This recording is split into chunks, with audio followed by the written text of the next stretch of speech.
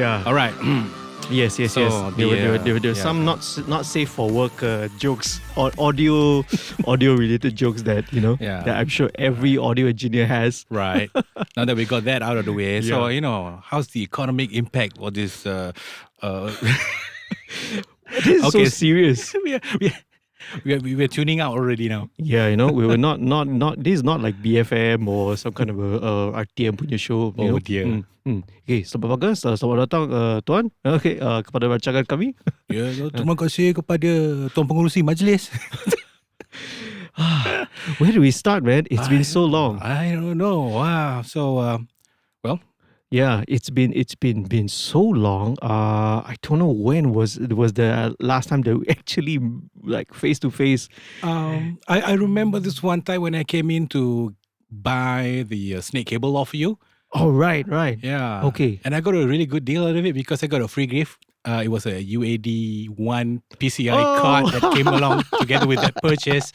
So I think I got a good deal out of it. Yeah. And I can't remember what year was that. It was what happened to that UAD card, man? Is it still being used? It is put on hold to be inserted on a Windows machine, which I have like procrastinated for since I first got it. But it's still in the box. It's still waiting to. But it's a pain lah, because if it's UAD1, you can only run the certain version of the UAD software, like I think 5 or 6 or something before that. Yeah. Everything new, it cannot run already. Yeah. But I'm not expecting to use it with the new plugins because they are so memory intensive. And well, basically, I just needed to run the LA2As, your usual 1178.6s, and your Fairchild. That's just about it. That's pretty much what we use it for anyway. For those lah. Yeah. Oh, but you know about the Spark, right? The native. Yeah. So it's still not yet for PC though. Right. Still Mac only. Yeah. PC, they say coming this fall. Okay. Well, we'll see lah. Hopefully, yeah. But what do you think about that? If it's if it's going into Spark, it's going to native. That's the thing, because there has to be a catch to it in terms of performance. Perhaps there might be a trade-off somewhere. Is yet to be seen. So I'm just looking out for that. But otherwise, I welcome anything that goes native, because you know that you can travel light when you're on on site. Yeah. Which some of my projects are, which I know is in situ editing and stuff. I welcome anything that goes native because it's it's mobile and it's convenient, and especially if like the license is all online, all you need to do is just get yourself connected to the net, and then you can work with any machine, literally, as long as they know it's you who's working on it. So there's something that I look forward to. Yep. I mean, that's interesting. There's a lot of ways and different ways of working. What if your Wi-Fi cuts out? What if your data or internet dies? That's something that I think probably if Elon Musk does, I mean, it's good to his word, then we might not have that problem. Oh, okay, yeah. Well, Wi-Fi from up the skies, right? Okay, we're waiting for Starlink to reach Malaysia lah. All right. So, so I guess that was the last time we met. But we got deep real quick here. Yeah. Actually, I'm supposed to ask me my name or something. Nah, man, it's like whoever. I do this. This is a selfish thing. I do it for myself primarily. To talk to. I've done 15 of these so far. Oh wow. So it's mainly people who are behind the scenes lah. Producers, engineers, musicians also. Right, people who are in the industry, it's like not people who are like out there, who are the celebrities lah. It's like I want to talk to people that I've met throughout my career, who've had a big influence, who people I look up to. And also I actually managed to speak to 2 or 3. Some young and upcoming ones as well. Great. So, and some of them are doing, look, it gets to a point, right, where I don't know where you get this lah, but I've gotten this now lah. The feeling that I've gotten now lah. is being called the otai. Oh, right. and Greg, and I spoke to Greg. I have Greg Henderson on this, and Right. he told me about, he was the one who first made that joke. Oh, now you otai, Yeah. you know. Then Jen Thompson also said, oh, otai. That she doesn't like the connotation the word otai means. Yeah. Another one that's another word that's been thrown around really quite cheaply these days is sifu. You know, I don't take that very lightly. And so if anybody who's like ever called me that, because I've been called that several times by a number of people. I don't know. To be honest, I really don't know how to respond to that, because it's one thing to be an otai, another to be a sifu, and I'm still struggling to get my gain level right. You know what I mean? So, and I'm still figuring out EQ. So it's like what frequencies. I'm still figuring that out. And don't let the secret out, man. I think I'm in the same place, same boat as well. Still don't really know what we're doing. You still whack only latas je. Then what are we doing here? What are we doing here? I mean, you don't know what you're doing. I don't know what I'm doing. The game's up, the cat's out of the bag lah. The secret is blown. Actually, we don't really know. We're just incredibly lucky to be doing what we love. Oh yeah. You and I both. Yeah, pretty much. Yeah. You look good, man. Well, okay, thank you. I mean, I remember the last time, you said that, you had some health issues and everything, but you look like you've lost quite a bit of weight. Or I actually did. Thanks for noticing. I sound so like amoy. So I did lose about 11 kilograms in the past 2 years. Yeah. But the loss is actually a healthy loss, because I changed my diet lifestyle. Because, working in the studios, this is one of the hazards, because you don't see daylight. You are in the air-conditioned room all the time, almost all the time, because of the machines. Okay. Okay, blame it on the machine. And you don't get to exercise as much as you can. And food, you eat what's available, and you only look for food when the sun goes down. Now, that's detrimental to health in the long term, because I've been in the business since 1998. And I've been doing on my own, I've been doing this since 2000. And, 22 years fast forward, you're bound to get some ailments, and, work-related illnesses and stuff. And but thank goodness, I've not had a slip disc, knock on wood, God forbid. And I've not had a tunnel carpal syndrome. I've only had migraines and blood pressure issues, pretty much a few internal things. But, I'm on the mend.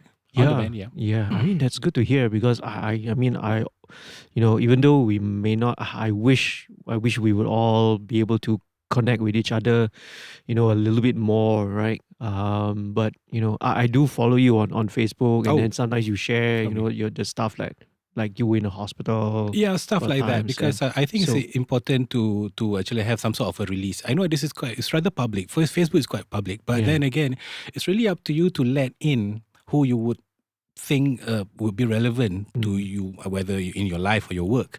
So for me, I'm quite judicious where accepting friend requests is concerned.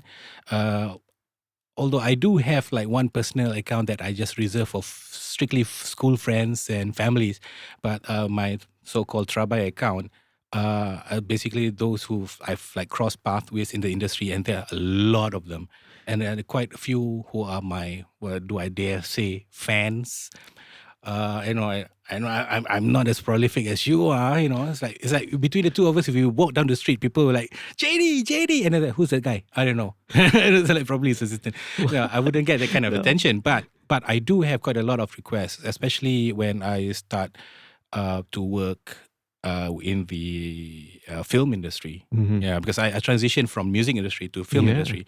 And they normally see me there, as in the fans. They normally see me, when the film premieres, red carpet events and stuff like that. And I do get some press coverage and stuff. So, especially when I'm involved with specific film directors who are really prolific. And then when films from this particular director comes in, I'm always there. Yep. And they get accustomed to that, and then eventually they find out who I was, what's my name, and then I got a list of my merry little band of fans of my own, who I really love, I appreciate, and they're very supportive. And sometimes my putting up health issues and stuff like it's just that to also remind them to take care of yourself, in the industry, because it's all glamorous, it's all, and people think that you don't work a day because you're doing the things that you love, but you still need to you still need to take care of yourself. Yeah, I mean, not just about the past 2 years of lockdown and isolation. And of course, we'll talk about that. But I mean, that affected a lot of people in a lot of ways. In a lot of ways. Yes. But I guess in the past 2+ years or so, even 3-4 years or so before MCO, even we lost quite a number of our musicians. Right. Yes. People like Elva. Yeah, that's right. And Kelly, Archie, yeah. And I know some folks are even our Roslan Aziz is with his cancer right now. Yes, it's very unfortunate. Yeah, I actually got in touch with him, just messaged him about coming on the podcast, but I had no idea that he was sick. He actually agreed and said, "Yeah, okay, good, cool." Then 2 days later, I read the news article coming out. I was obviously taken aback. Right. So I instead, I went to talk to the family and see whether was he willing to. I consulted the family first to see whether they want me to do this or not. So I haven't heard back yet. Yeah, but I don't want to impose Yeah. So man, it's like health, healthy. Yeah, but it hits you, doesn't it? It does, because he's like, as for me at least. But then again, I think I might be speaking for quite a few of us here. I mean, he's like the factor. I mean, he's like the yardstick, for Malaysian engineers to achieve, with regards to audio quality in terms of mix, in terms of recording, and his, even his. I mean, a lot of people I know try to follow his workflow, but obviously they can't because they do not have that kind of leverage with the record labels, and the studios wouldn't want to give them like more than 2 hours to look, to get your mic position right, where he could like do that literally in a whole day, So because he's Roslan Aziz, So I was like, the Trabye, you're done with your mics? He said, no, okay, now we are recording now. I said, okay. But that's Roslan Aziz to me, at least, because he's always been something that I hope to aspire to be. Yeah. I mean, definitely, even now, I'm sure he's still, he's a force to be reckoned with, when it comes to production, engineering, mixing, and all that, and I think all of us, we. I mean, I think I'm sure we all pray for his health, and all his best. God willing. Yep. So, all right. On that note, all right, there's no way to easily transition to this, right? So, thanks so much, Trabye, for coming on. We all know you as Trabye, but obviously your full name is a way longer than that, right? They can research this online, okay? I've got this bunch of questions, which I prepared, and it's just to get to know you a little bit more in depth, right? And hopefully, one of the main things I want to do is document all these stories, document these conversations. Is that, hey, in the future there might be one who is coming up, a musician or an audio student or engineer, and they want to learn about, how do I get into this career? How do I get into this business? And the best way is to, in the past you have to like literally sit down and ask for advice from people. Now you can look for it on YouTube. Yeah. Exactly. So hopefully this will be a little small depository of information and story where, from everyone, like fantastic. yourself. It's fantastic because in Singapore they made it formal. I mean, they've got this some sort of a program that they call the oral history, and this they are being managed by the National Library in Singapore, and they talk to every single people in the arts, creatives that they can get their hands on, whether they are whether they're veterans or whether they're new ones, but coming up and coming prolific ones, and then they just like not unlike like what you're doing right now. It's just but of course is that one is more like a formal question. Yeah. The question is off the air, and then the answer comes on the air, and then but I think what you're doing right now, I hope that I hope that more people would do this, because documentation is very important, especially now in the age of media and dare I say the mega information. Since everything needs to be at the fingertips and able to total recall and stuff. I think it's important for us to preserve, especially not to just to preserve the information, but to document the history itself. I think history is probably too big a word. You're referring to our conversation today, but at least if somebody can benefit from my journey in this profession, that if we call it profession, then I'm happy to at least just shed some light on the matter. Yeah. That's beautifully put, man. Oh, yeah, that's really beautifully put. So talking about history, so let's rewind the clock, right? Rewind. I mean, that's not even a word that engineers nowadays use. Now it's like, we just instantly click where the days of tap, rewind, wait for 2 minutes for the tape to rewind. Did you go through that as an engineer? I did go through the tail end of that era. Me too. The very tail end of that. So don't miss it.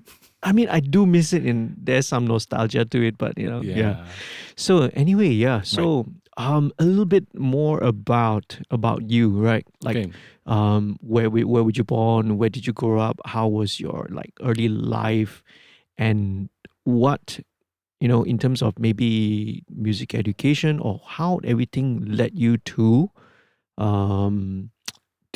maybe a point where you knew that, hey, this is something that I want to do. Right. Yeah. That's a turning point in when you realize that you want to throw away a lucrative profession and just become a slave to the arts. Well, that happened to me very early on in my life.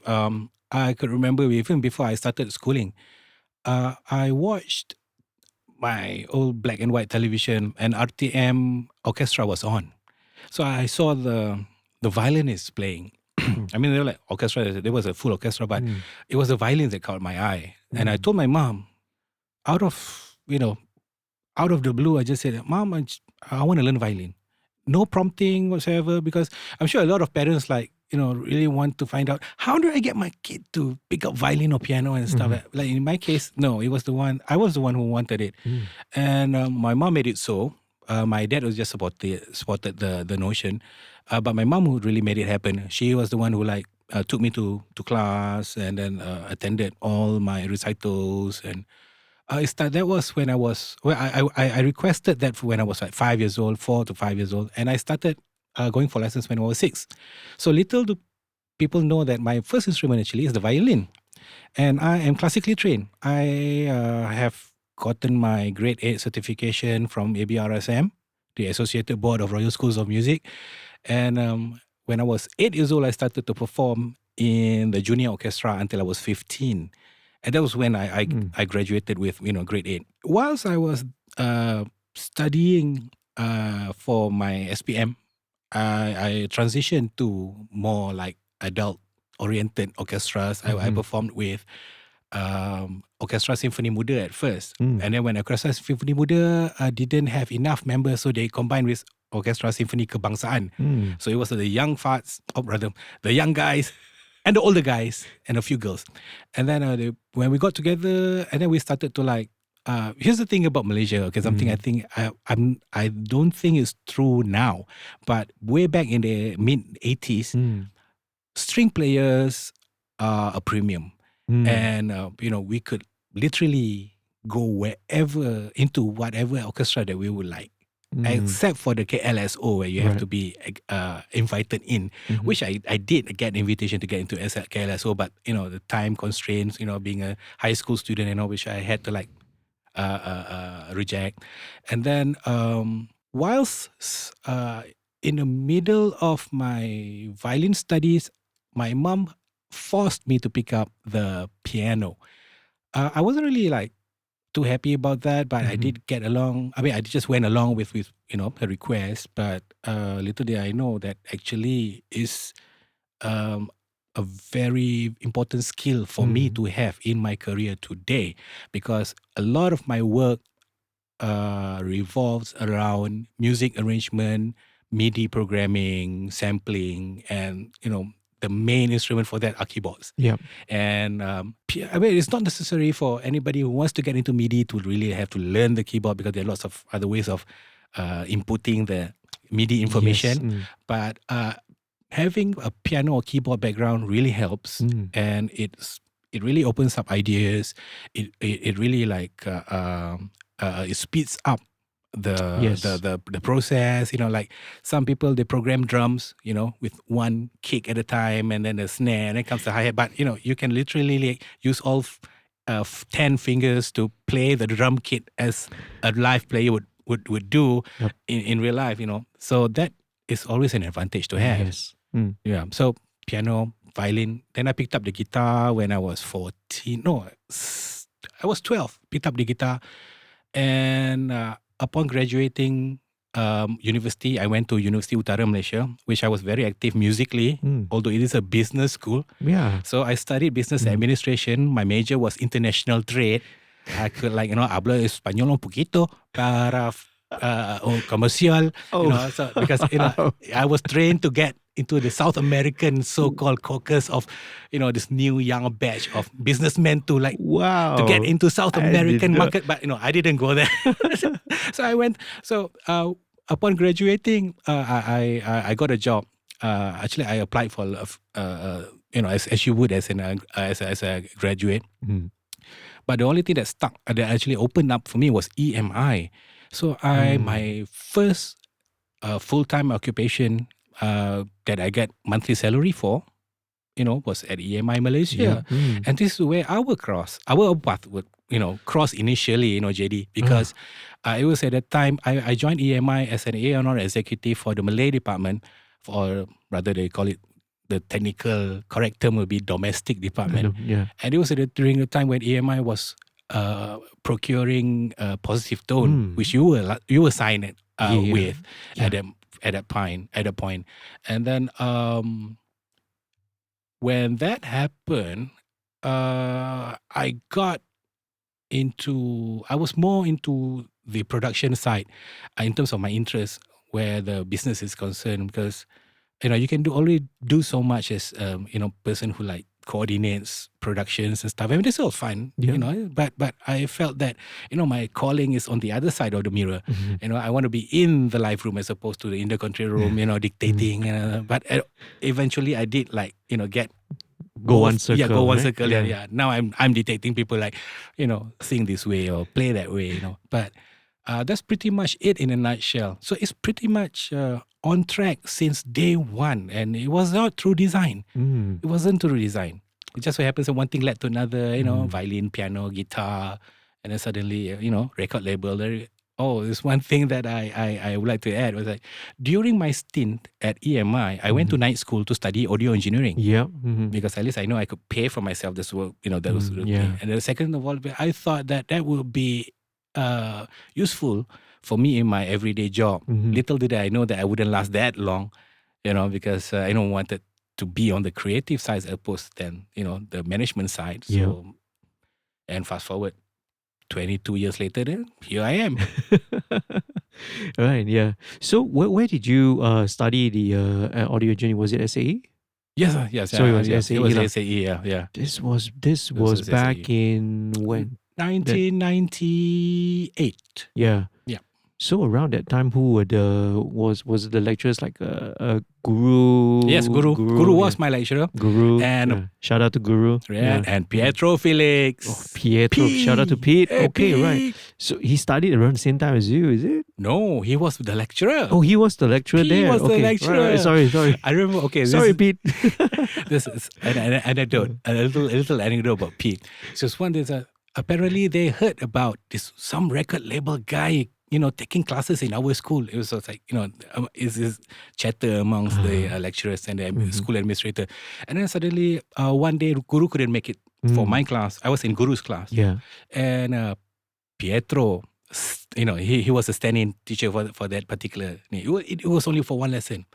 So, as the class progressed, then suddenly he realized that, I'm the person in question. It's like, and then suddenly, when we went to we had a tea break, so he put me one side, said, "So you're the one." Said, "Oh, what kind of problem? What kind of trouble am I in?" Said, "No, we heard like this, some record label guys, So he said that he wanted to get into the business. Mm-hmm. So I probably gave him a tip or two, which but it's all through his own credit and his own initiative that he managed to get hooked up with Positive Tone, and then look where he is. It's like to Astro, become like a well-known DJ, stuff like that. And he's still spinning, during the because I basically I followed him on Facebook ever since, and watched a few of his mix sessions on live Facebook Live, and it was really cool. And he even offered to because I did mention to him that I just recently got what do you call that, the controller, the DJ controller, right, the turntables, the turntable controller, Serato, is it the Serato scratch? Yeah, pretty much, yeah. And because I bought a Newmark deck. Yeah. So, and he even offered to you want to mix? I can show you, the ropes. Like, oh man, like I'm yet to take up that offer. Well, never too late, and add another skill to that. I mean, it's not to overtake DJ Uno or anything, but it's just enough to know so that when to understand the requirements of DJs when they come into the studio, at least okay, now here's the amount of cables that you need. I've got it all prepared, and then these are the kind of levels you're going to get because this is what they want. So it just makes sense to learn. Yep.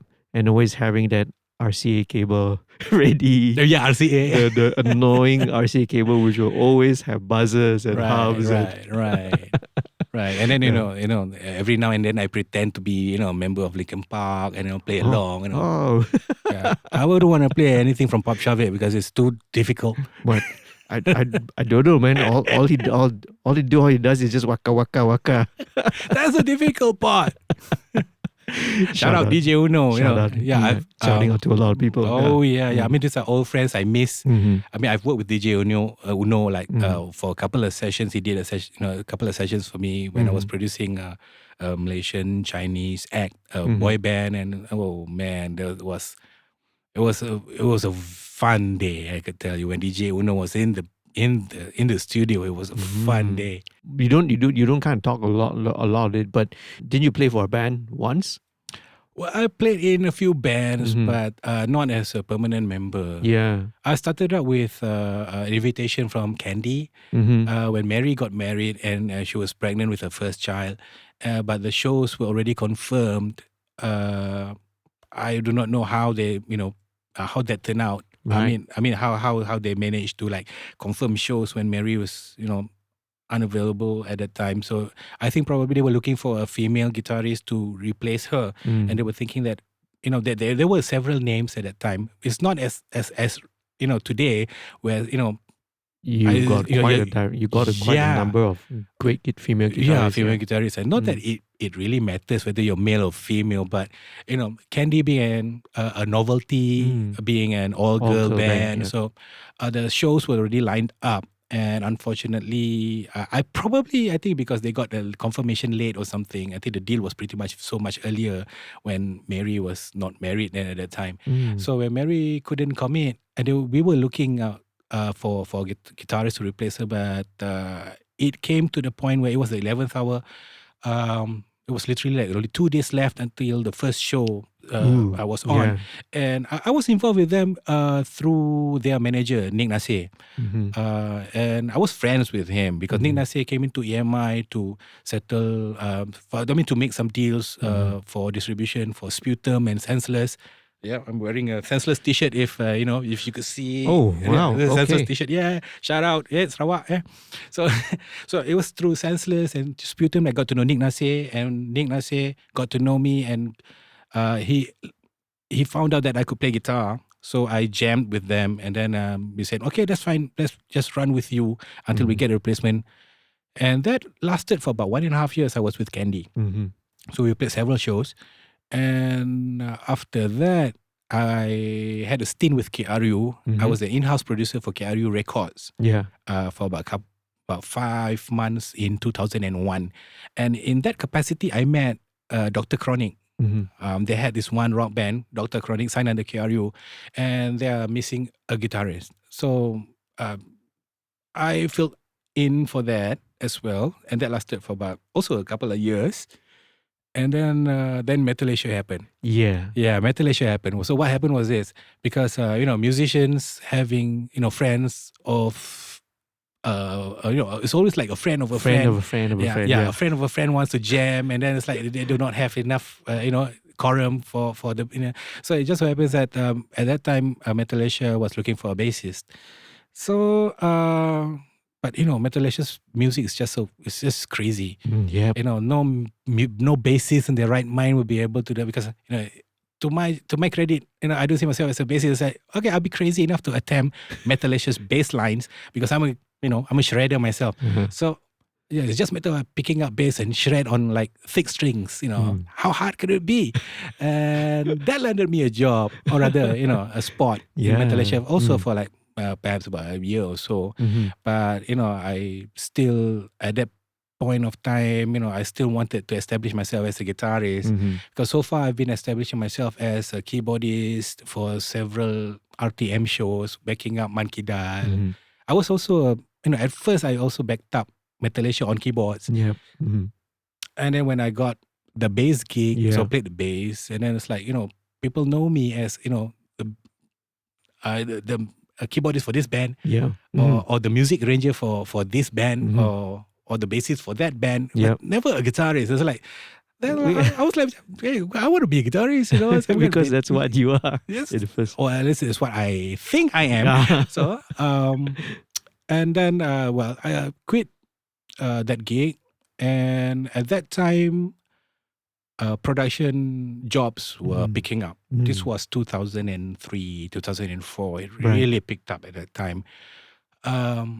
And I was very much in the studio most of the time doing music arrangements, some instrument sessions.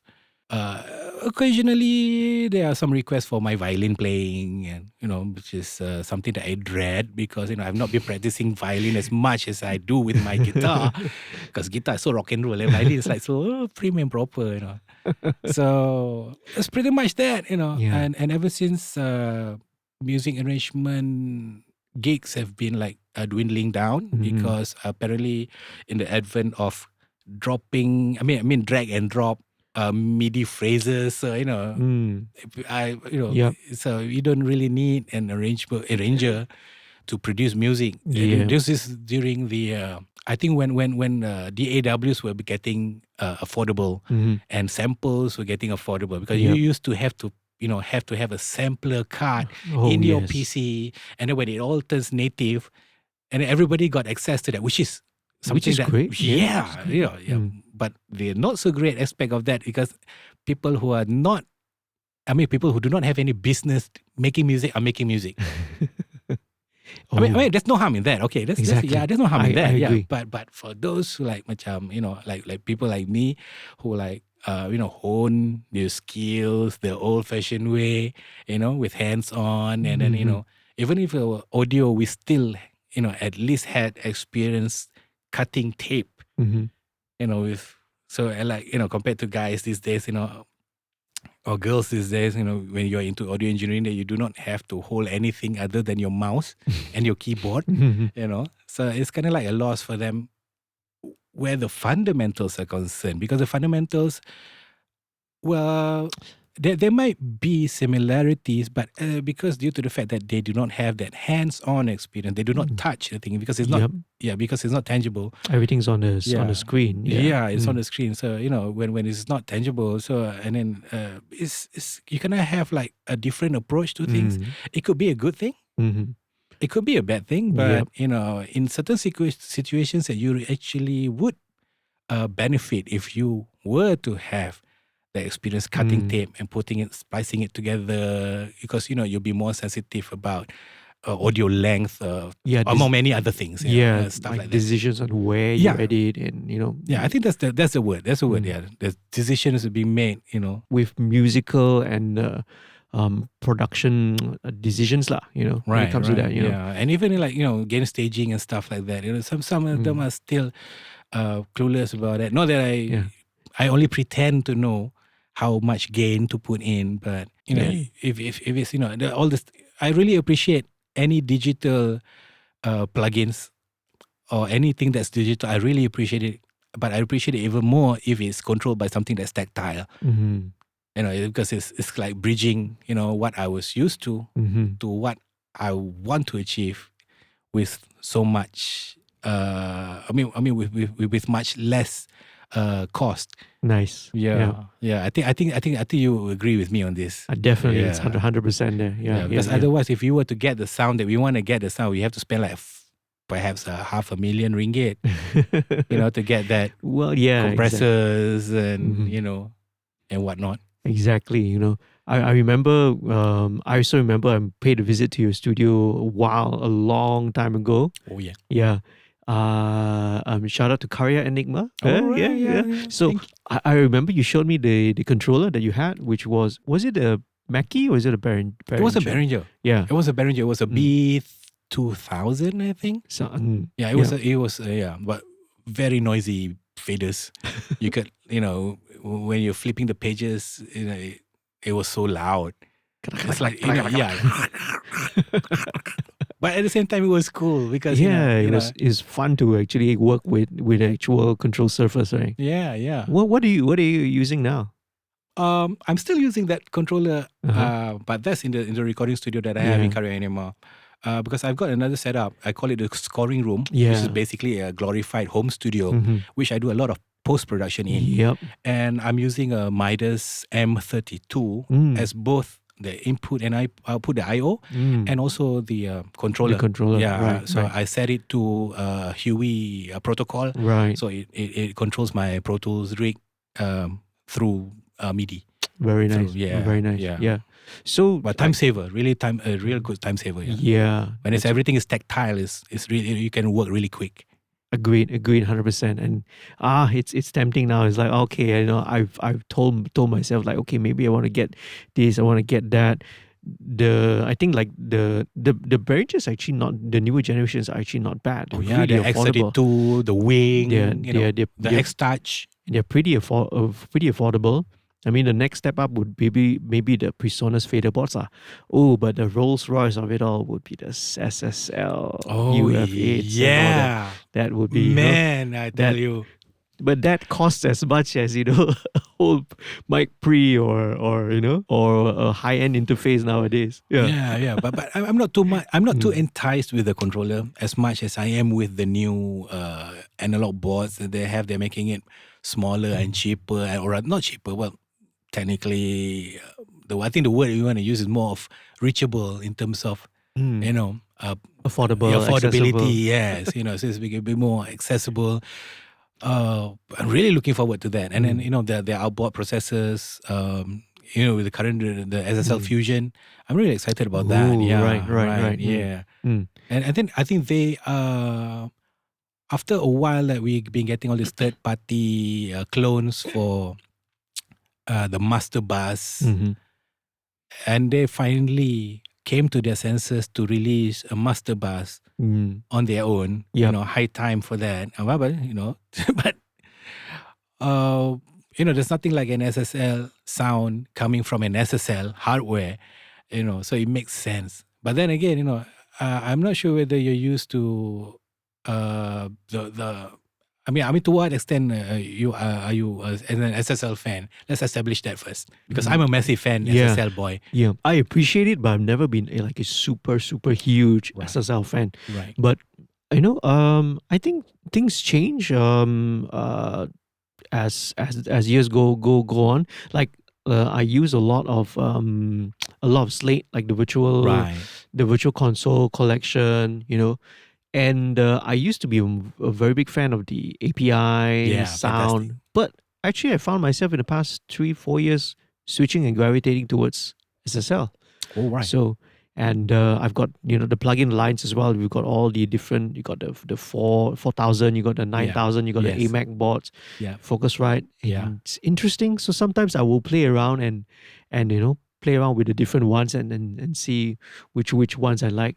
There's just so many toys that's available nowadays. That's the thing, because my love story with SSL begins when I was producing I mentioned before that I produced a Malaysian Chinese boy band. Yeah.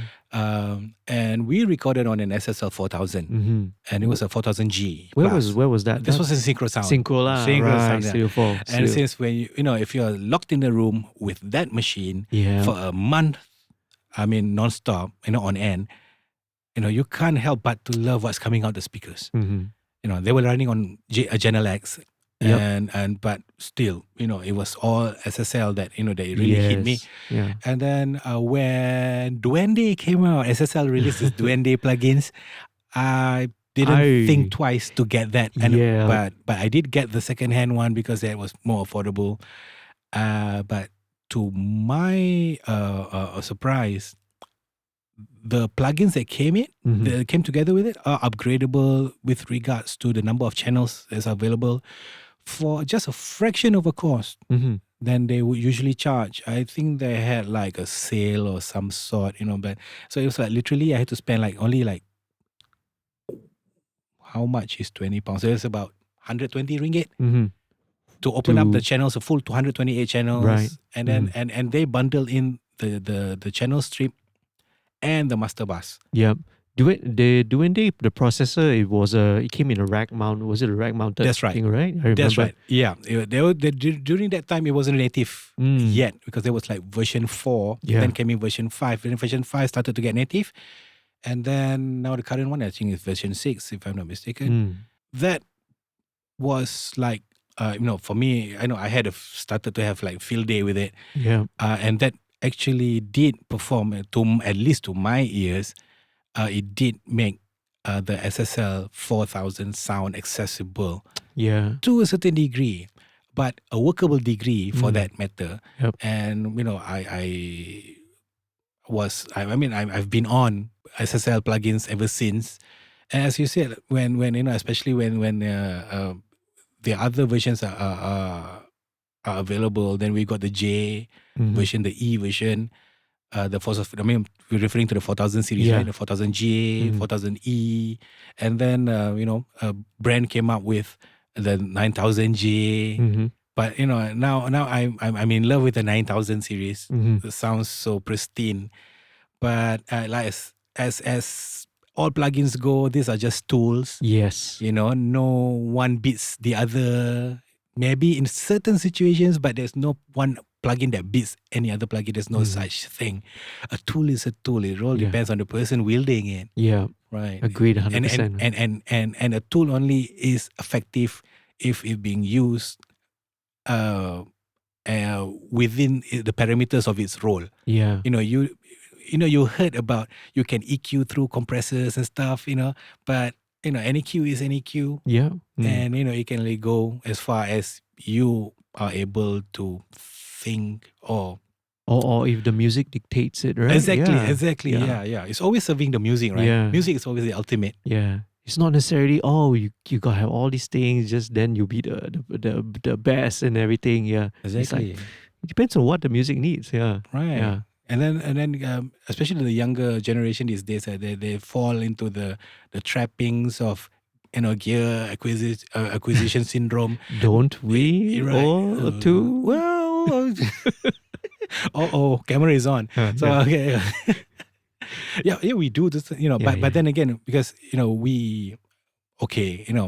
yourself, people calling you Otai now as an Otai, then you will be the person to really understand the pitfalls of buying stuff that you don't actually need. Yeah, Right, because it happens to all of us. Chasing all the latest and all this, like it's a never ending, There's a good thing about the lockdown because we don't get too many jobs. Yeah. That actually it works for me in two ways. Number one, that I do not have as much projects, as much paying projects as I used to.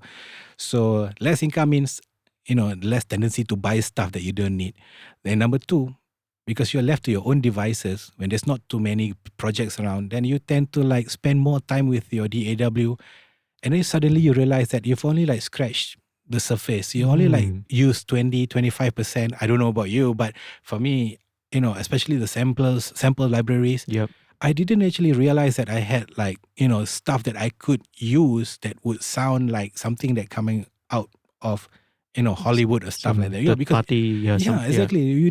I didn't realize that I have those kind of sounds that I could actually use in my productions. Yeah. It's just because that you tend to gravitate towards what you're used to. Yeah. What's within your routine, so called, right? Yeah. And then you tend to not like have being busy is also hinders you from actually exploring. Correct. Your softwares to the fullest, which I encourage anybody listening out there, especially the young generation of musicians and audio engineers who are aspiring to be one. Spend time with your whatever it is that you have. Yes. Within your means. It's okay if you only got like the free plugins that you download from certain VST websites. It doesn't matter. Just download, install them as long as they are legal, and explore them. Yep. To the max. Yes. Yeah. Because we so-called otais, don't even we don't do that because for whatever reason. Like for me, I'm just lazy. But it opens up. It will open up your palette. It'll open up your ideas. That's very, very cool. Yeah. Good sharing, man. Let's talk about some of the technical stuff that since we are, All right. Since my channel is very much in audio engineering and music production, mixing, recording channel. What's your favorite piece of equipment? Be it hardware, be it software, if there's one. I know this is a very cheap answer, but the best piece of equipment that I think probably would be the people involved. Oh, wow. Because if you're talking about recording, then anything that would record will be a good thing to have. That will be my favorite equipment, so-called. As long as it works, it does what it does, yes. But why I say people as opposed to hardwares or softwares, because this is the source of whatever sound that, that's being generated. First and foremost, even if that's not the person who generates the sound, at least the idea comes from the person. And more often than not, when I started to rely on presets, on pre-recorded samples, it's just not the same. So I'm not saying that human trumps everything. No, not necessarily. There are times when machine does really, much better. Much better than the human, especially when it comes to creativity. But that's why to some extent, when I find, at least to me, for me in my projects, when I start to rely on pre-recorded samples, pre-recorded patterns, presets for EQs, you tend to like feel that everything is a bit sterile. Lacking that human feel, that human touch, and that's not music for me. I mean, however impressive, it could be impressive, it could sound impressive, but that's not music, even though those are notes it's playing. As long as there's a human being behind that.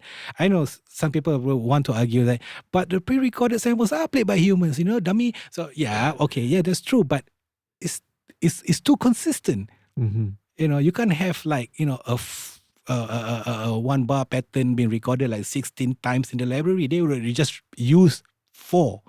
different variations, maybe, right? Mm. Although they do record 16 times, maybe, but at the end, what comes in that library is probably like just 4 variations of that same pattern, just to have that slight variation in the snare hit, probably slight, tempo of beat tempo on the hi hats or something, just to give it like and right now, I mean, I'm not naming any products, but now that some of the drum softwares, they could even have the humanized knob. Last time it used to be the warmth knob. Remember when everything will turn to be warm, when you just put it up. And then nowadays it's like, you make it more human, and you turn the humanized, so it literally like makes it off tempo, it with all the tone variations and whatnot. Yeah, it's like inconsistencies here. Yeah. Right. So what does that tell you? It means that you have to go back to that human element, insert the human element into the technology. So that's why I say at the end of the day, it's still the human. My favorite part is always the human factor. Always a human. It's always a human factor. I don't know. Perhaps I've gone off the far end. I've gone off the deep end where audio engineering philosophy is concerned. But whatever I do, whatever I use, I'll make sure that it sounds human. Yeah. No, man, you're the first person, because I asked this question to everyone already. Oh, really? You're the first person to say that. Oh, the human is your favorite. Yeah. That's beautifully put. Oh, okay. That's a great way to think. All right. Yeah. There goes your listeners. No, man, it's like this is. I mean, it is great to always hear different people's perspective, and because actually it's true. Yeah. Come to think of it, as Obi-Wan says, from a certain point of view. Oh, very, very, very cool. Yeah, you watched I'm sure you watched twice. Twice. I didn't watch the whole thing, though. I watched selected episodes twice the season. Like, yeah, cool. Well, Star Wars fans, shout out. Prequel, original, or sequel trilogy? Oh, original always. Original. Do you know the sequel trilogies exist? Well, while we are on the subject, actually, is for me, Star Wars is beyond the movies, because I do read the novels. I do read their literature. I have their comics. Yeah. So I'm, I wouldn't be just limited to the films. Although I do have my predilection to certain films. I'm gravitated towards certain saga. Yeah. But it's actually the expanded universe that really did it for me, because there are so many other characters. There are like lots of backstories that was never revealed in the film, because film is so limited in terms of time. Yeah. So they didn't have time to reveal and stuff. And so you tend to like look for the stories in literature. Yeah. But the thing is, when that big company buys Lucasfilm and they threw away the expanded universe, so that lot of it. Yeah, right? so I was like so disappointed, because I was always hoping to see like, Han Solo and Princess Leia's kids, how they turn out to be Jedi and stuff, and even Luke Skywalker's wife was hot. Mara Jade, Yeah, yes. It just so happens that you never ever get to see that anymore. There's no hope for that. Yeah. Yep. That big company that shall not be named. Yes. After my chat, I'm mentioning it after I get some kind of a copyright strike or whatever. Exactly. Yeah. That's interesting, man. Yeah. Sorry to sidetrack over into that. Yeah. Sorry, guys. Yeah. Can't help it.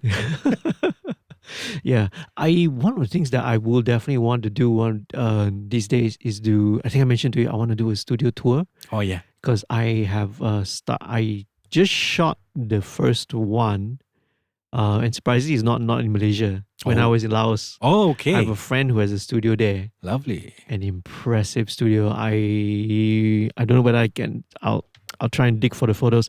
He's one of the most sought after guys in Laos lah, right? One of the best producers, engineers as well. Fantastic. He's got his outboard gear. Oh boy, you would.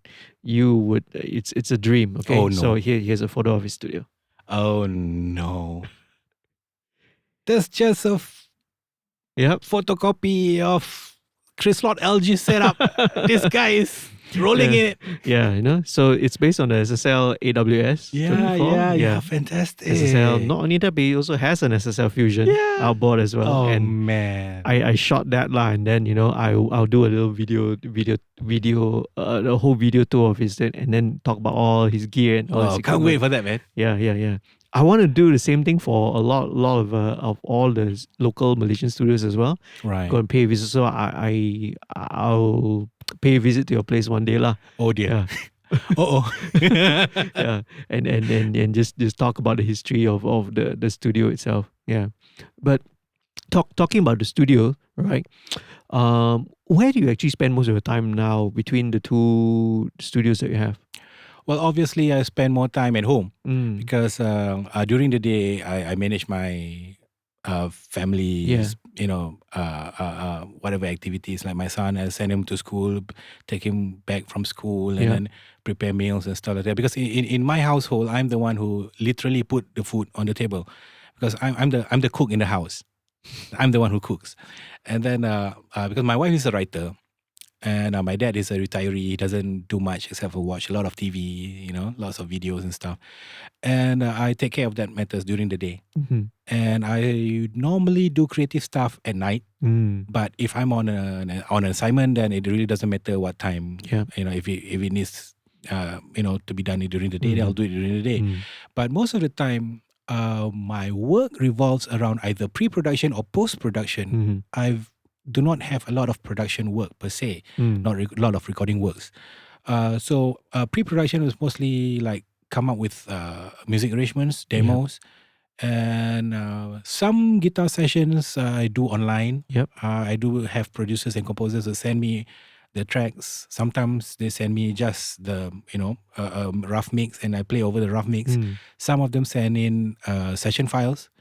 And which is another thing that I really try to achieve with my setup is compatibility, so that they can send in a session file, and then I just record in my parts and then send them back. Yeah. So without having any sync problems, so everything is intact where space is concerned, and a lot of that has been going on, and mixing work, but mixing not so much on music for playback or albums, but I do have a lot more mixing jobs with regards to film and some television programs. Yeah, so I mix television programs and films.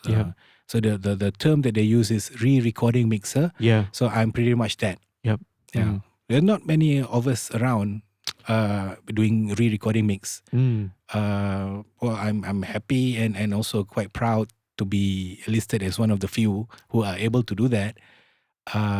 But it did come with through a lot of hard work and training to be able to call myself a re-recording mixer. You know how it is when we were in college studying audio. So like, there's bound to be kids, or even I don't know about you, but there's bound to be kids saying that, oh, I aspire to become a mixer. I'm not so much a recording engineer. I like to mix. I want to be the Bob Clearmountain, the Chris Laudels. Yeah, exactly. Yeah. So little did they know that you start your audio engineering career by getting coffee, buying cigarettes. Yeah.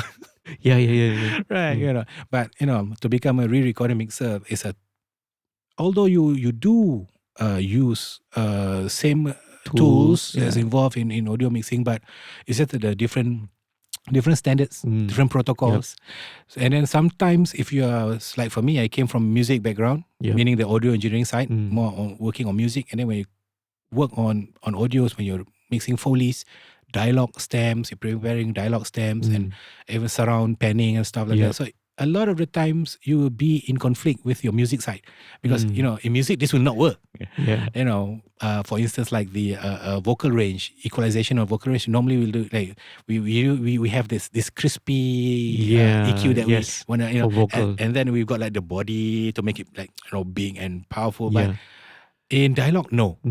That would That's a big no-no. wrong. Sound wrong. Yeah. It's all myths. So a lot of people don't realize that. Next time if you ever watch a film, especially Hollywood, in Hollywood, so just pay attention to the middle channel, a middle speaker, and listen to the dialogue. They are not as dynamic dynamically wide as you would think. It's pretty much around 1K to 3K. It's pretty much there.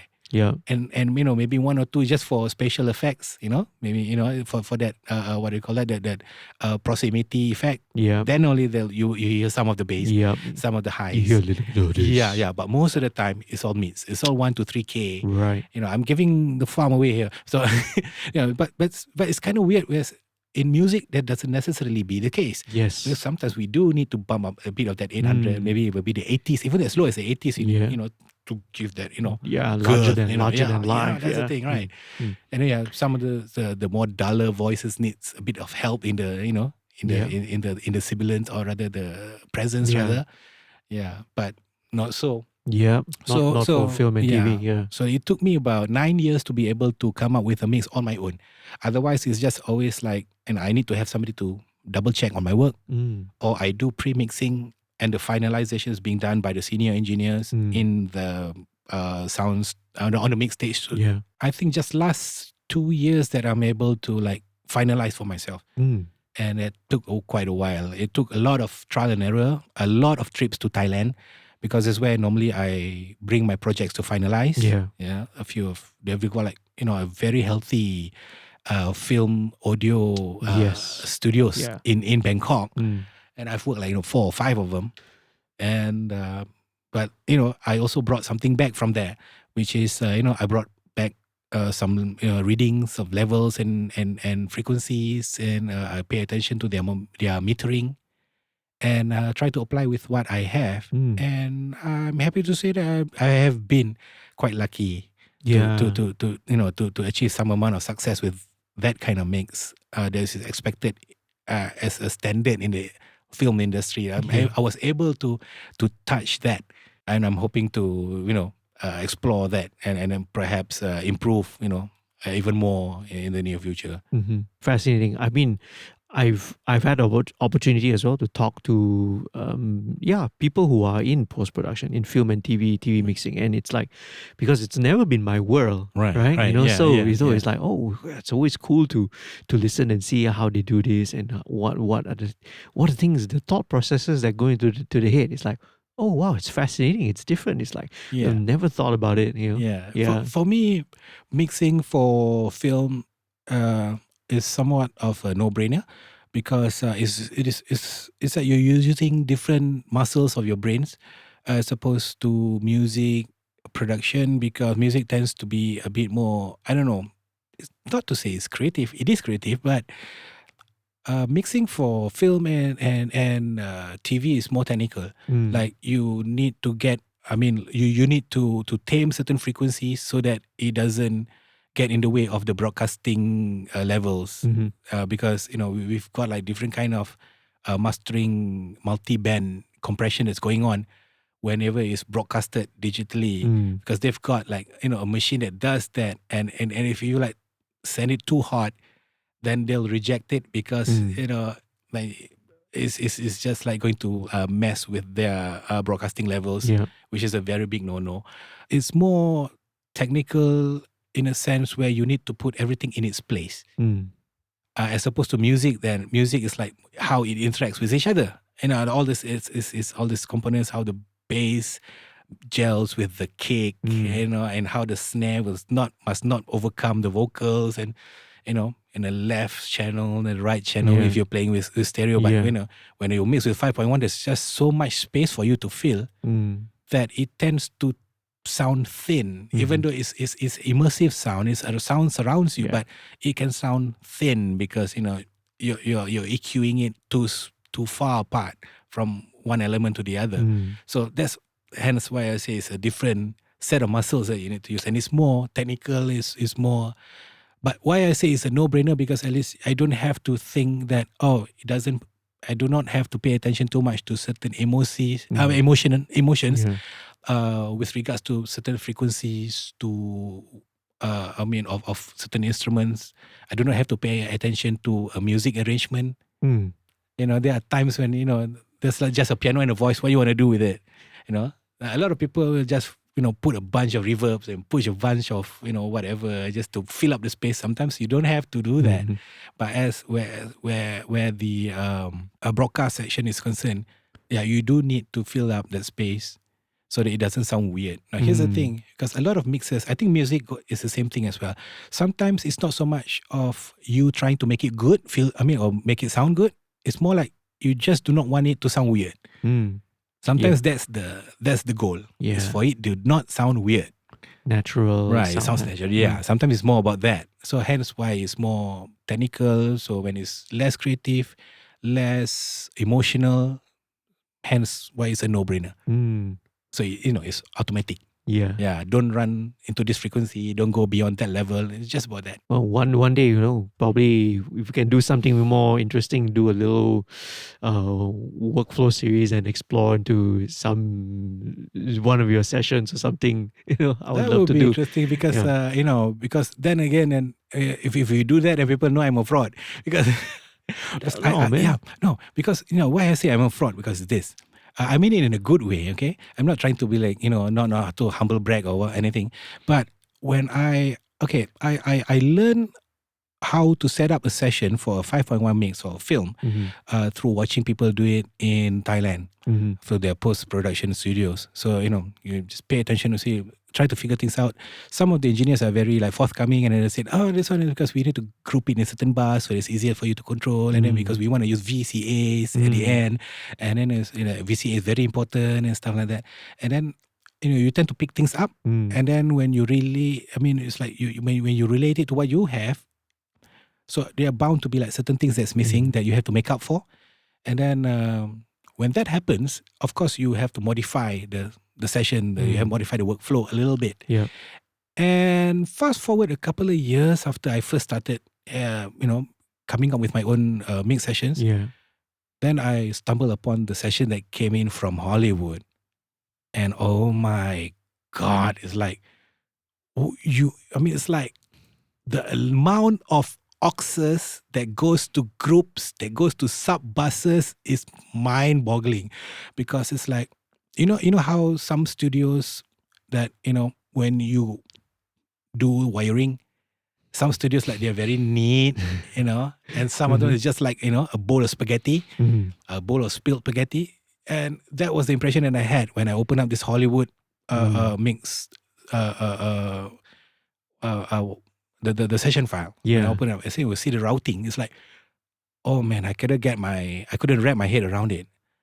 At least there are still certain things that I still couldn't figure out. Why are they doing this?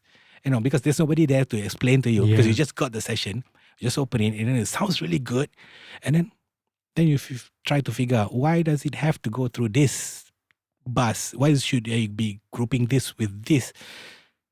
What kind of processing? Because some of the processors, some of the plugins were not available, so hence it's all grayed out. So I didn't know whether is this a compressor, is this a multi-band compressor, is this a limiter? You wouldn't know because it's not labeled because it's just missing. It's just like blank slates there. So then you have to try figuring out. But it's actually a very close guarded secret, obviously, because they wouldn't want any Tom, Dick, and Harry to be able to do that. For obvious reasons, because they want to, be able to be their main players and control the market. But that's capitalism for you in the creative industry, But I do. I have to admit I am also guilty of withholding certain things with regards to settings or maybe whatever knowledge that might give my farm away because it's I just have to protect. Your source of income. But then again, it's not so much of me not wanting to share. It's because due to the fact that it wasn't easy for me to get that information, and I am not at the level where I am comfortable enough to share because I feel that I do not know enough. If I know enough, it's not so much of being what do you call that? It's not of being insecure. It's that I don't feel that if I were to share this at this point, that I'll be doing anybody any justice. It's just like I might as well just share presets.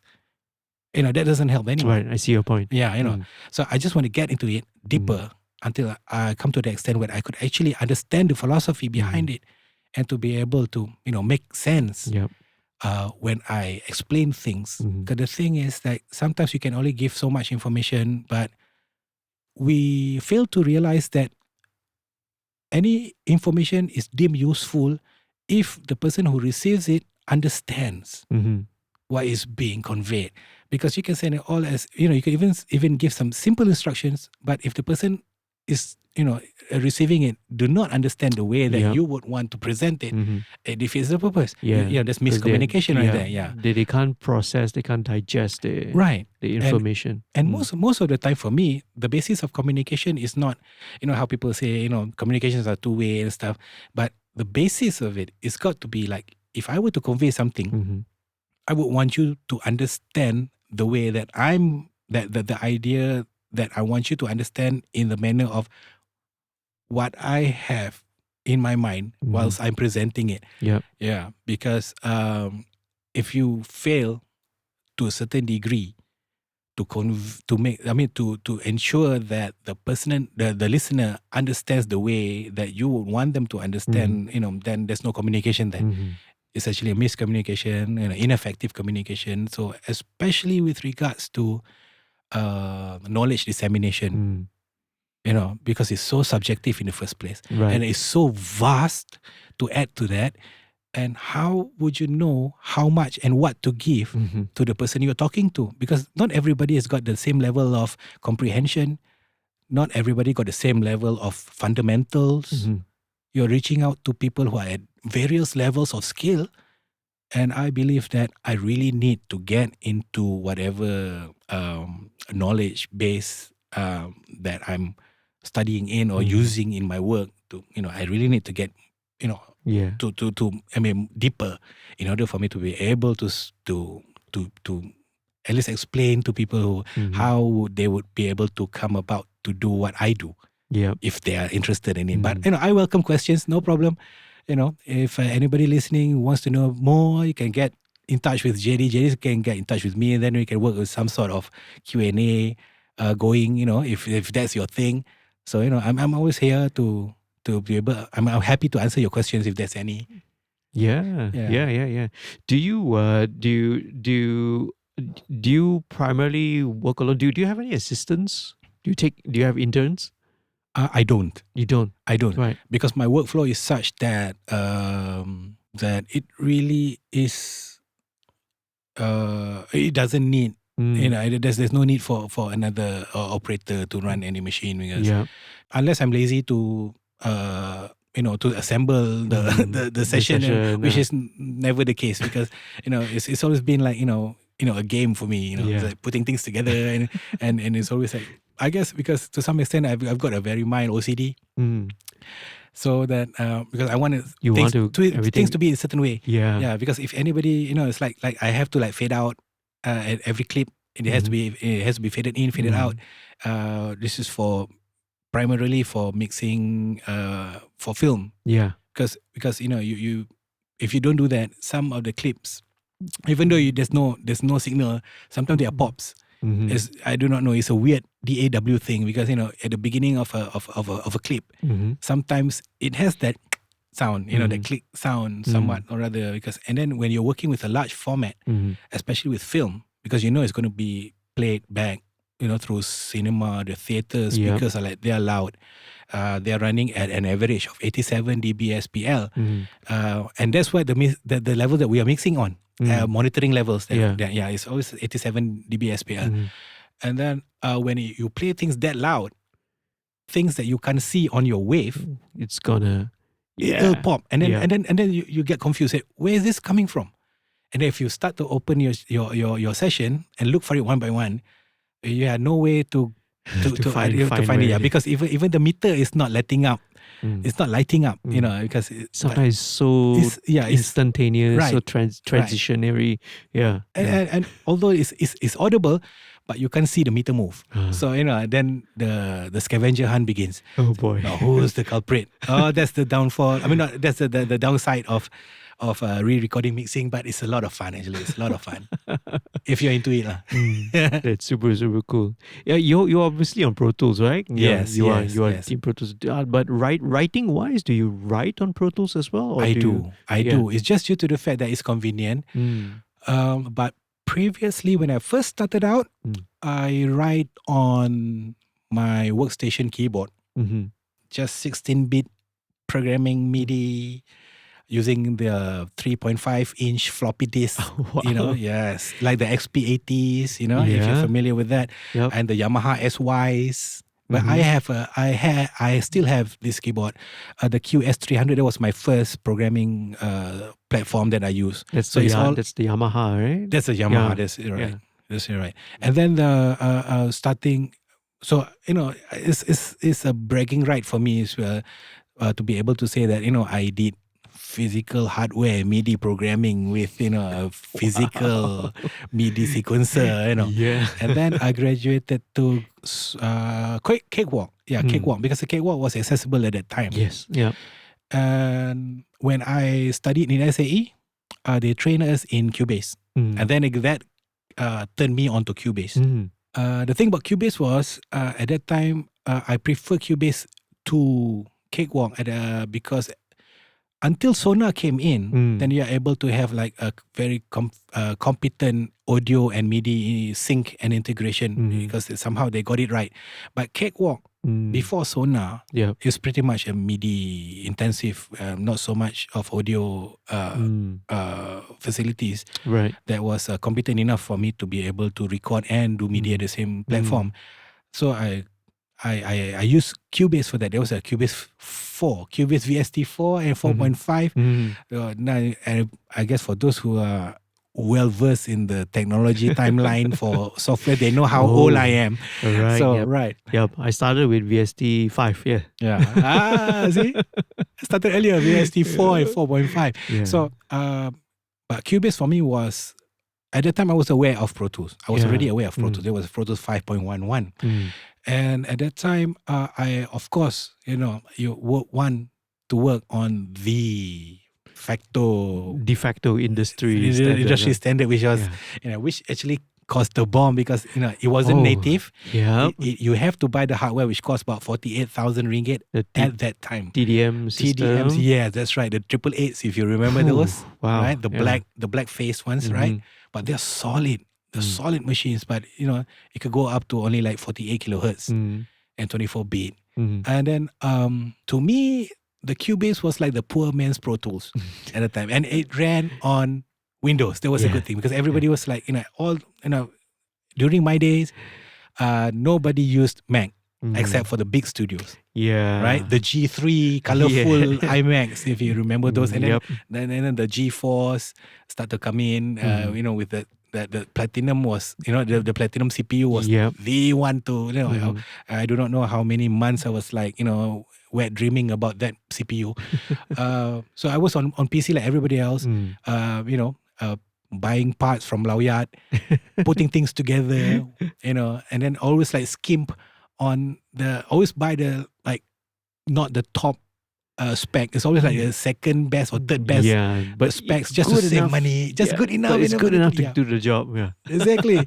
So, but then when you got your hardware together from Lawyat, within your budget, and then it's like comes to the decision of what do I fill it up with. So, and then requiring it to perform like a Pro Tools rig. So the best thing for me was the Cubase 4.5. Sadly, I have to admit, during those days, the original ones were not to say it's it was rather expensive during those days. Yeah. But it wasn't just the price that was a hindrance, because the availability was a hindrance, because nobody sold proper softwares, legal softwares at that time, because it had to be imported through a distributor, so all shebang. But I was at the point where I wasn't really like, I was hoping to get into that line, but when you want to try out, it's kind of like the tagline is always goes, free to try out, but please support and buy the real stuff if you use it. There's always the disclaimer on those websites, right? Team H2O. I know exactly what you're talking about. Right. And then always the bloody annoying music when the installer comes on. Oh yeah, and they're loud. Oh yeah. They're loud. For those who experience, you have to put down your multimedia when you're installing speakers down. Whenever you're installing stuff. But that actually got started. Yep. Same thing with Behringer products. Behringer's products were like Yeah. very affordable during those days. Yep. But they were the only ones accessible. Yes. And that I have to, I have to salute them. Thank you. Whatever shortcomings that they have, but those are the stuff that actually enabled me to be able to get the skill set that I use to be able to make a living now. Yeah, I mean, we have to admit, we're still in a considered third world country. Yes. We don't have the same access or maybe the buying power of, let's say, a first world country. Exactly. And I mean, I've been through that lah. I think I just mentioned TH2. You know what it is already. Yeah. Exactly. But as a disclaimer, in Karya Enigma, where I run my studio, there are no pirated softwares. Oh yeah. I mean, I've been no pirated software even since I started registering the company in 2003. Yeah. But prior to that, okay, it's a bit dodgy, but I wasn't making money during that time. Yeah, exactly. I mean, likewise lah. Right now, it's like I've really weaned off myself all of that already, and everything is legit. Everything is legit now. Yeah. Plus, again, there's a lot of actually free options out there which are really good now. Yeah, I was just about to say, I mean, you guys are so lucky these days. If you're aspiring musician and audio engineers and aspiring producers, it's like so many free stuff which actually beats the stuff that we had to pay for when we started out. Yeah. You guys are so lucky. The developers literally kind of just give it away for free. And then obviously, if you want to pay for maybe a more advanced version or something like that, a bigger expanded version with more features and all that, then you pay the extra. Right. But with a lot of free stuff is awesome. $19.99 to go pro. Yeah. And then $29.99 to go platinum. Yeah. And then $100 to go God mode. Yeah. So you are still on Pro Tools version. Okay, I'm very confused about the version numbers now. I mean, you and I both. Yeah. Now, okay, the reason why I am sticking to my current Pro Tools 11, okay, laugh guys, laugh, go ahead, laugh. Pro Tools 11 HD rig is because of compatibility. Because not just the compatibility of the of the client side, but it's also to the compatible with the facilities that I associate with. Yeah. They are currently running with even the some of my studios that I go to finalize my work. I mean, they are not running on the latest Pro Tools as well. I think they started to get confusing when they started to change the version number to the year release. Oh yeah, that's very confusing. Yeah, and then it's like when it comes to the 2022.1, 2022 I believe it's 2022.6 now at the moment, if I'm not mistaken.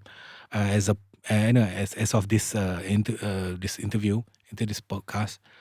But there is another reason is because that I'm running an old Mac Pro cheese grater machine that has got PCIe slots, which I run a really quite a powerful GPU on. Because for music, it's not essential for you to have a powerful GPU, other than the fact that all your wave files and your virtual faders are going to look fantastic. But it just goes to that extent, just to that extent. But for me, because I got to play back 2K resolution visuals on a minimum like a 50-inch screen, in order for me to be able to catch all the visual cues to make sounds like Foley's and by mixing and stuff. And it's again it's a prerequisite for a re-recording mixer to have big screens when you're mixing, because everything sounds different when you're looking at a picture that's really big. It sounds different. Yeah, that's weird, right? Yeah. And you'll notice that you have to pan a bit more extreme especially when you're doing automated panning. You have to move it a bit more extreme as opposed to when you are using a 21-inch computer monitor, And then when you do your technical preview to check on your mix, then suddenly say, oh, I'm not panning enough. The panning is still within the range of the screen. It should be like from the left wall, go over to the right wall, as opposed to just from the side of the left side of the screen to the right side of the screen. Right. So those are the kind of stuff that you learn as you go along, and nobody teaches you that. You have to make that, and then even though this is well known by the seniors in that particular session work, but they'll let you fumble and make your own mistakes, and then they'll like give you a knowing look. And when you realize that you did something wrong, say, okay, now don't do that. Huh? Okay, all right. But that's the way you learn. Yeah. It's the way you learn. Yeah. Yeah. So you get to understand that. So this, coming back to the reason why I stick to Pro Tools 11 is because I'm using a 2008 Mac Pro cheese grater. And because due to the fact that I need the card slots, hence why I stick to the old machine. And old machine cannot run the current OS. So the highest OS, I managed to make it to run to like a 5th generation below the current one, which is still quite far from from it being a latest. I do not have a lot of the current facilities, but it's just enough for me to run my rig, my Pro Tools rig. But I don't think I'll be able to run it past next couple of years or so, if I were to get into Atmos, because now Atmos is going to be this standard, not just for film, it's going to be the same for music. So I do not want to. Even Chris Lord LG just recently this year, he's gotten an Ocean Way set up for his it's quite a crazy it's quite a crazy setup, But the good thing is the advantage that I would have as a re-recording mixer to get into Atmos music mixing, because I'm familiar with the spread of how much to push, where to put what, and how to assign the things. So it's just an advantage for me because I'm familiar with that, 5.1, 7.1, 9.2 setup, because it's quite similar to that. Yeah. The only difference between a 5.1 setup and the Atmos is just that the bussing. Yeah. Yes. It's just the bussing. Correct. Yeah. The additional bus. Yeah. And those are all integrated in the new DAW that you cannot add on with your old. The old one ends at 5.1 and 7.1. Yep. You can't add on 11.2. Yep. Exactly. You can't go there because it has to be like embedded within the software. Hence, I hope that Malaysia doesn't pick up on Atmos music mixing just yet, or film for that matter. But last week I got 3 inquiries about, do you do Atmos mix? Oh man, we have to gear up for that then. Yeah, and that for me also it's that's going to be it's a significant it's going to be a significant investment. Yeah. And the return on an investment is like quite bleak, unless you just want to have it for bragging rights and for wow factor. Yeah, it's high risk because with anything with the new, whatever's a new format, at least new for music, it's not new for film. Yes. It's been around but since 2013, 2014. Right. Yeah, but for music, it's new lah. Yeah, it's new. Yeah. I mean, I've just had an engineer friend who's a lecturer in Multimedia University, listening through his 5.1 rig to Bohemian Rhapsody. I don't know where he got the source files from, but oh man, I would love to like be in that room to listen to Bohemian Rhapsody in 5.1, nonetheless, let alone Atmos. In Atmos, yeah. Because I heard that CLA is getting some projects to convert some of the 5.1s into Atmos projects. I do not know what songs it's going to work on. Yep. Most of the inquiries nowadays, besides new stuff, is actually old catalog. Actually, oh yes, So if they manage to get these the multi tracks, if they manage to lah, I'm sure they I mean, but then again, there's a lot more there than we have over here in our region. Yeah, because number one, they are stickler for archiving and stuff, and we are only picking up on that now. Just recently, I had the honor to actually compose additional music for a classic film, Lieutenant Adnan. Right. Yeah. The film was actually the year 2000 film. And they upgraded it to 4K. Right.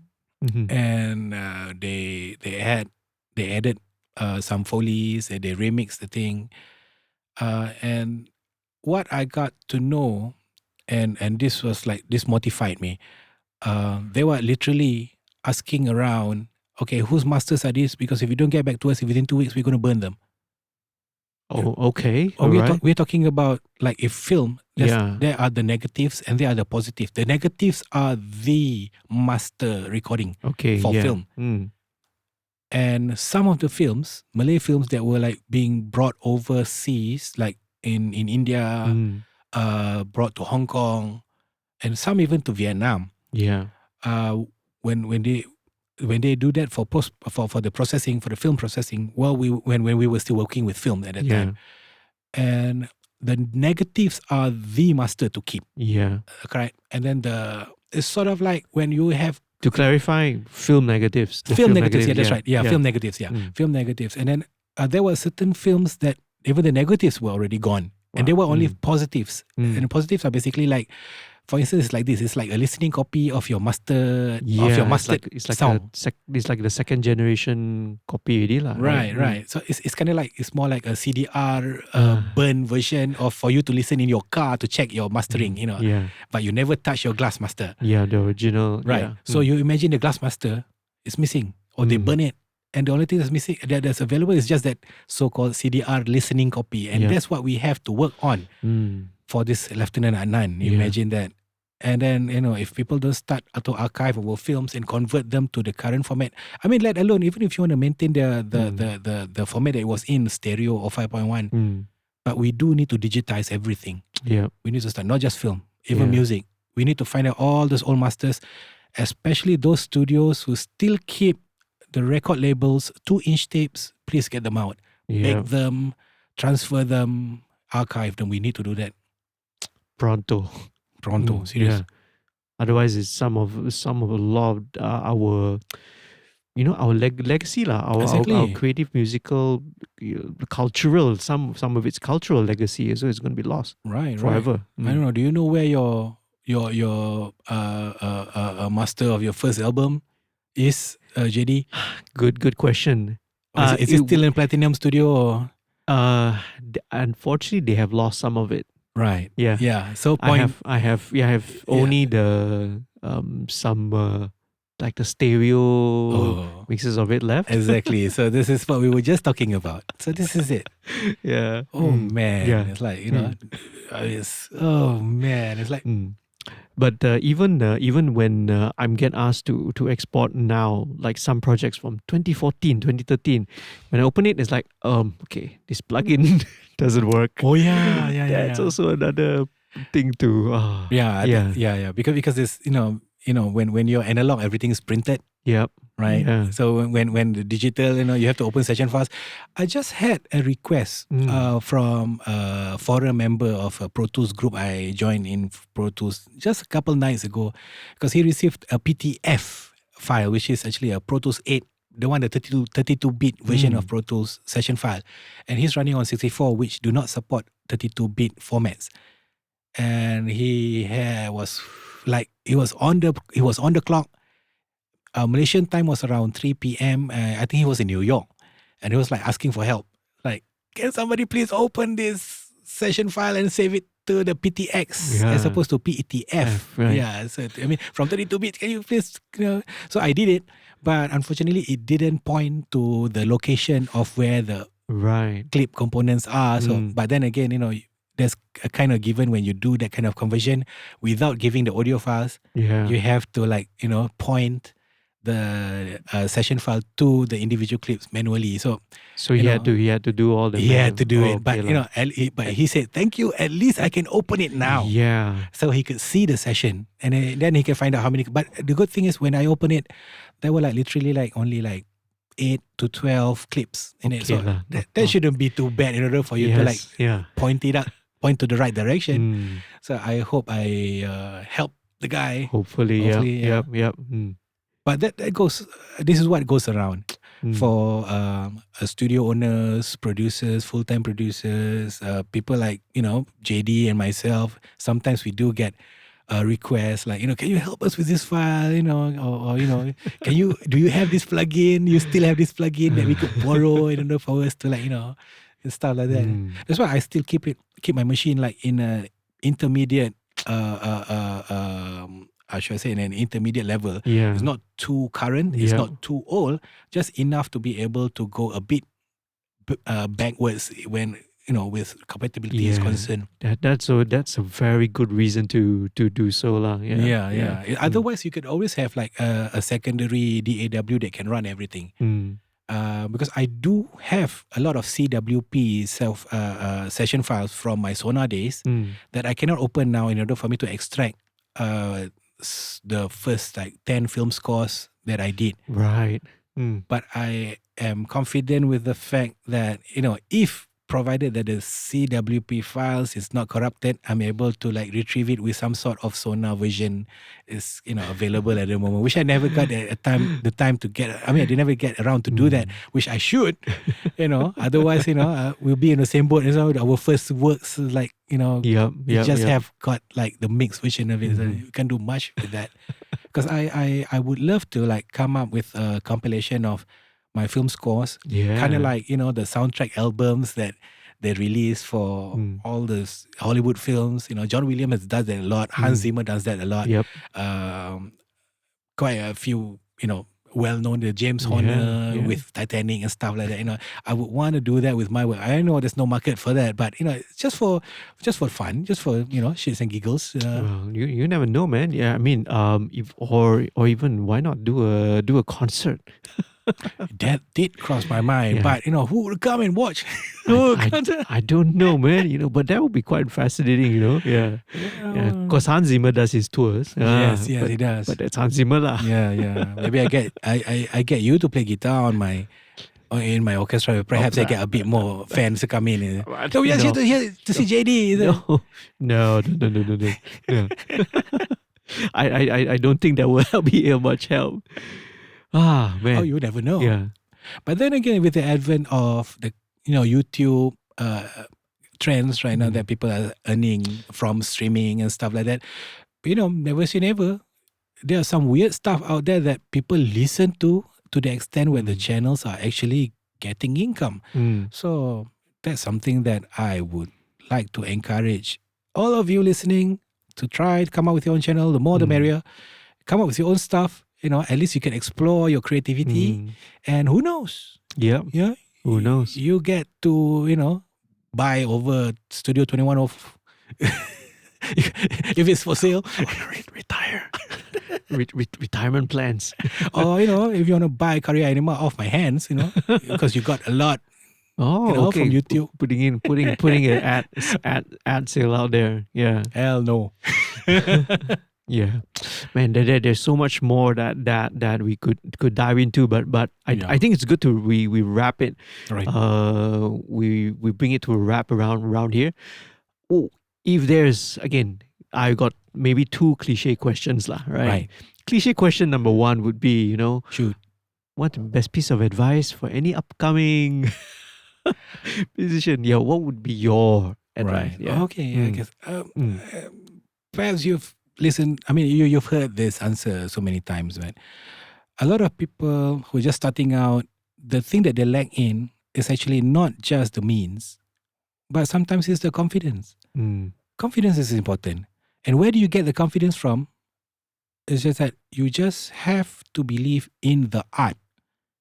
You don't get it from somebody else. Because if you're asking encouragement from people, sometimes they are not able to give the kind of encouragement that you need. Some of them are just lip service. Say, no, you can do it. I know you're very talented, but behind your back, say, oh, this guy's music sucks, man. Because we do that. We do get that a lot of times. But self-belief, to the extent that you do not like become